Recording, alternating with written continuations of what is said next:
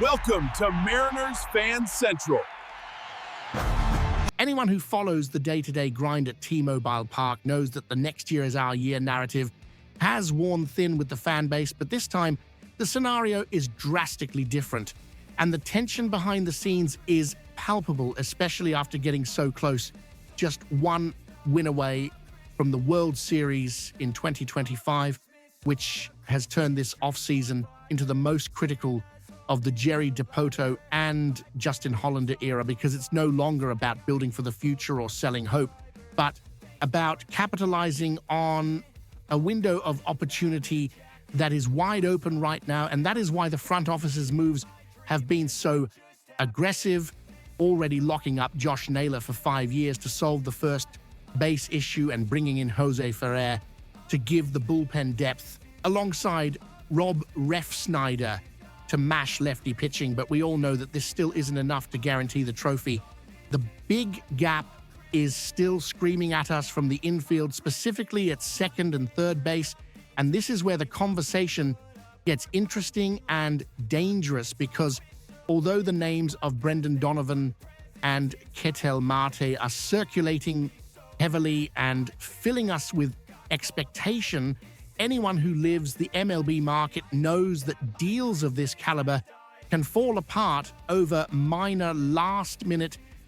details. And that is exactly what we need to talk about Plan B, because if you want to understand how the front office thinks when the main options fail, you need to subscribe to the channel right now, because here we analyze Seattle's baseball chess match before the news breaks in the mainstream media. So click the button and hit the bell so you don't get lost when the trades happen. If the dream of landing Donovan or Mart falls apart, the most emotional and perhaps the safest option for the short term would be a reunion with Eugenio Suarez, our beloved Gino, who, despite his 34 years, brings something that advanced stats sometimes ignore, which is clubhouse leadership and that ability to carry the team on his back when he gets hot. And it would make total sense to bring him back on a short deal, serving as a perfect bridge until our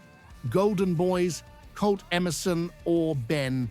Williamson, are ready to take over the starting role, allowing Gino to gradually migrate to the designated hitter role. But if the front office wants to look at the international market, Kazuma Okamoto is a name that won't leave my head, even knowing that he is originally a first baseman and that the adaptation to third base in MLB is a risky bet. His numbers in Japan are absurd, with a consistency of power that makes us salivate, hitting 27 or more home runs every year since 2018. And even with the recent elbow injury in 2025, he delivered an OPS over 1,000 allens, which shows his bat is real. And considering the deadline for him to sign is right now, in early January, the Mariners could use him as that right-handed power piece we are missing so much, platooning with Naylor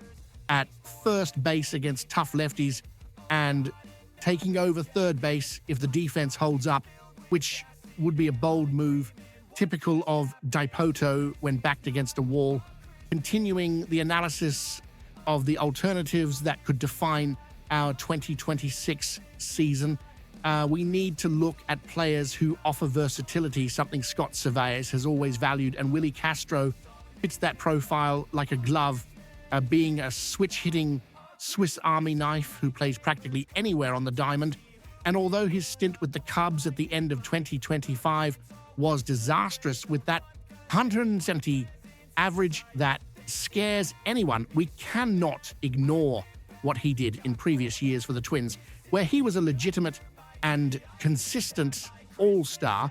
And maybe it is exactly that poor finish to the season that makes him financially accessible to us, allowing for a prove-it deal that takes the weight off the payroll and adds real depth. But if we want to talk about trades that can really change the team's level without costing our soul in prospects, Alec Boehm emerges as the ideal candidate for this transition role. since he has only one more year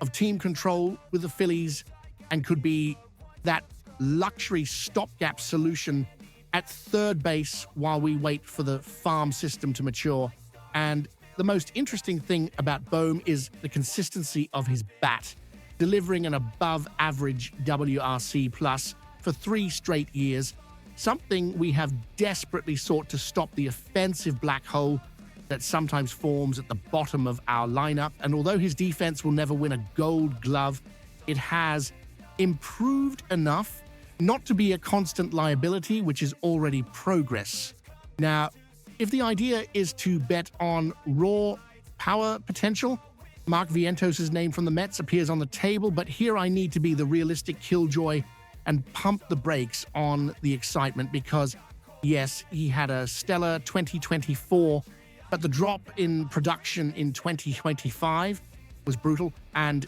his issues with strikeouts are exactly the kind of thing that T-Mobile Park tends to exacerbate, as we know how our stadium and Seattle's heavy atmosphere punish hitters who lack plate discipline. And bringing in a guy with a 28% career strikeout rate and questionable defense at the hot corner could be shooting ourselves in the foot, especially because his price in a trade wouldn't be cheap due to the 4 years of control he still has, which means we would be paying a premium for an asset that could depreciate rapidly in our environment, unlike safer options or short-term contracts that allow us to maintain flexibility for when our super prospects are ready to come up. So in the end, the decision the front office makes in the coming weeks, whether closing with the big targets or pivoting to these secondary options, will say a lot about whether they believe the title window is now or if they are still afraid to pull the final trigger. And we will be here analyzing every comma of these contracts because the Seattle fan base doesn't accept almost anymore. We want the whole thing.